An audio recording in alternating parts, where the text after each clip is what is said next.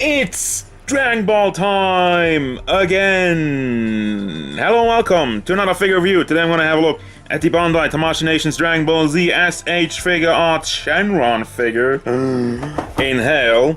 We got the box, which actually looks like a board game. It's funny how it's so big and how it's shaped. We got some pictures of the figure on the front, in the back, and some black and white, some classy stuff going on over here. But yeah, regular SH Figuarts box, and I'm not gonna waste any more time on the box because I want to see what this guy got. And here we got the mighty dragon Shenron to grant all your wishes. Actually, just 3.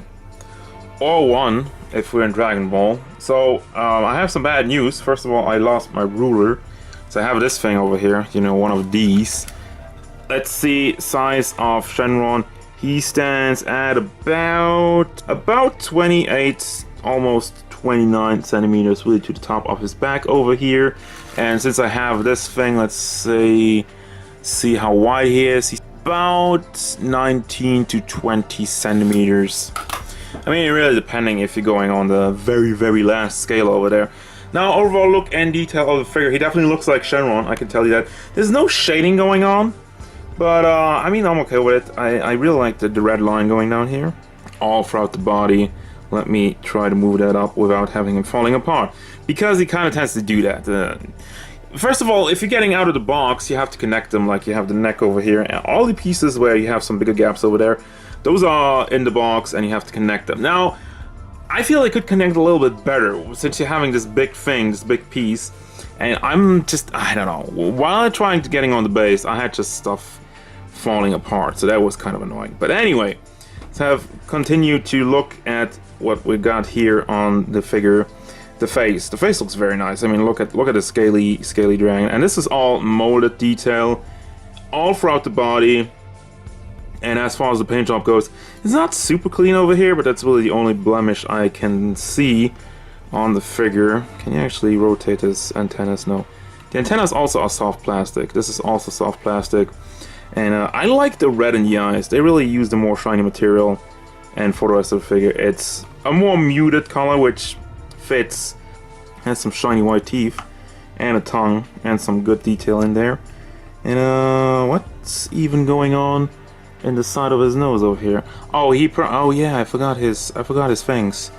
I forgot his mustache. Let me get on that later, but I want to look at what we have right here, right now. So we got the arms, same thing, nice and detailed. They actually molded a little bit on the joints, not as heavy, but there's still some molded detail on the joints to make him look good. Alright, and you got all these scratches like in the yellow in his belly. And we're going down, just gonna, I'm trying to show you everything going all around the giant snake, giant dragon snake. It's like a roller coaster ride. Whee! Yeah, overall, please don't fall apart. I don't want to lift them up too much because honestly, I don't really trust this base. I don't really trust this base. It's not the greatest, but we'll get to that. Okay, so here he is with the Fu Manchu, and I want to quickly show you the amount of articulation you're getting out of it. I gotta be delicate with it. So the Fu Manchu there's no wire in that, so you cannot really, you can rotate it around, but you cannot decide in which way his crazy beard goes. As far as articulation in the neck, you have these different points over here, and you can get some pretty good range out of that. You can bring them all the way down and all the way up, and you can, you know, bend it a little bit over here, and then it falls off the base. That's go side to side. Let's not talk about the base just yet, and you can basically rotate it around. So the neck articulation is pretty good. Now for the rest of the figure, you don't really have that much going on. You have these pieces where you have to connect it, but you can't really rotate it around as long as it's on the base. And if it's not on the base, well, how are you gonna hold it up unless you got some wire string or whatnot on your wall, or your roof, or whatever. But for the rest of it, you can rotate it around, but once again, it's not really accomplishing anything. And you have another point over there for the same thing. You know, you can rotate it around, but it's not really doing anything. You can kind of lift it up, but it's also disruptive of the sculpt. So once again, you're not really accomplishing that much with it, and it's basically the same thing for everything. You have like one over there, and you have like one over here, and it's just like you wanna have them look clean, but if you wanna move them around, it's not gonna look clean, and that's not really their fault, but that's something I want to get to at the end. We're gonna just continue on. Now the only other articulation we have is in the arms. Let me see real quick without making this tower fall. You have a hinge in the shoulder, which it doesn't go up real far, but it does go down a little bit more. You have more range with the hinge on the lower side of it. You just gotta rotate it around. It is on a ball pack in the figure itself, so you can rotate that around. You have bicep swivel, you have a double hinged elbow, and you have a hand on the ball joint. This is like classic SH Figuarts style. It works well. I mean, for all that's worth, the articulation in the arms works well, and obviously it's always the same for all 4 of them because they're exactly the same, and that's fine. The base. I feel, okay, hear me out on this one. This upper piece over here, it's stupid. It should be a claw, or it should have a peg, you know, with 1 peg hole, one maybe 2 peg holes in the dragon itself. Yes, okay, you would have holes in your dragon, but basically this is just holding on. This is not really accomplishing anything. I'm trying to pull him up, but it's just sliding down again because this is just that. It's just holding. It's just holding him in this exact position. And it goes for almost everything. Well, at least the ones down here, you can move them up and down on the rail over here. So at least you got that, but still, we're getting to the problem of this whole thing. He looks good, and he has some articulation that's not really doing anything though. The way he's molded, he will never be straight. You know, you can't straighten him out and like hang him on the wall or whatnot, because obviously this is molded in a curve. Here you can rotate it around, but only rotate, you cannot move it up and down, you can only rotate it around. And it goes on over here, that's the point where you connect him. There you can rotate him a little bit, but still, as you can tell, he always goes in a curve like that. And as a result, you're really just trying to line everything up, which kind of defeats the purpose of having articulation.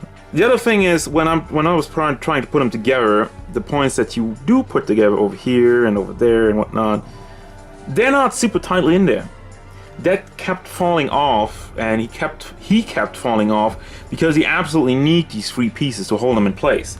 If you just have 1 arm or 2 arms or whatnot, you're not gonna do anything with it. It's just gonna be a waste of your time. Regardless, the figure looks good, and finally accessories. Other than, of course, you have the dragon with the base, and what more do you want than Dragon Balls? And these are really disappointing. I just gotta say it. This is just, there's not really any shading in it. It's just yellow, and it's soft plastic. I mean, it looks okay, and then you got like Dragon Balls, which are just gold. There's not even any stars on it, and they're connected weirdly, so it's just really, it looks more like Akuma's chain, like his pearl necklace, not chain. But anyway, that's that, and yeah, that's all the accessories for this Shenron figure.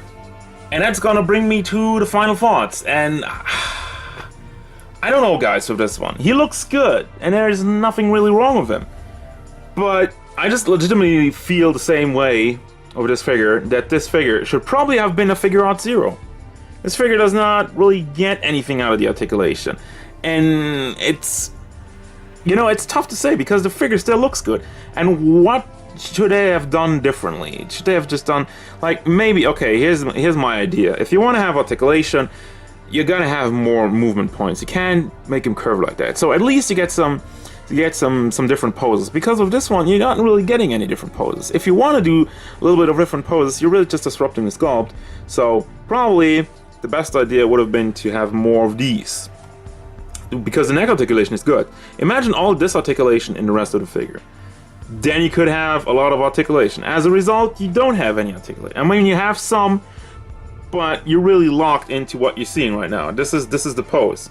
You can strafe off a little bit from it, but you will always have something that looks like this. And it brings me back, I thought about the Genma Sao Tome. They did a Figuarts Zero of that guy, because they probably said he's a big bulky panda.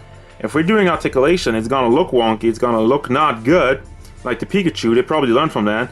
So they just made a Figuarts Zero, even though all the other figures in the Ranma line are SH Figuarts. So why not do the same with the dragon? I don't know. But they did this, and do I recommend this or do I not? I mean, if you're fine with what I just said about the articulation, when you're like, he still looks good, which he does, oh, totally, and you just gotta decide for yourself if you want this, or just rather wait for either for them to make a Figuarts Zero, or some other company to come along and make a good-looking dragon. I'm looking at the gigantic series, really. I would really like to have like a 40cm Shenron that towers over everything. And on that note, actually, I want to finally have a Figuarts, an SH Figuarts character on the side of it. And finally, a little bit of scale comparison. You got the Awakening Goku next to Shenron. Of course, he's not on scale, I mean, I mentioned that, but he still towers over him, and that's good. That's fine, and that's gonna do it. As usual, guys, thank you very much for watching. Don't forget, if you enjoyed this review, hit it up with a like, and subscribe to the channel so you can stay tuned for more figure reviews, gameplay stuff, and whatever Shenron wants.